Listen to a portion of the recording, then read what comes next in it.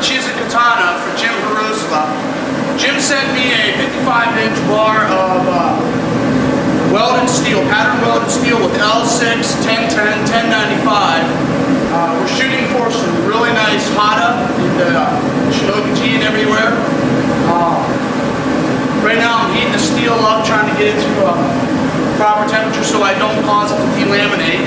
So stick with me, you'll see some pretty good stuff here going on today.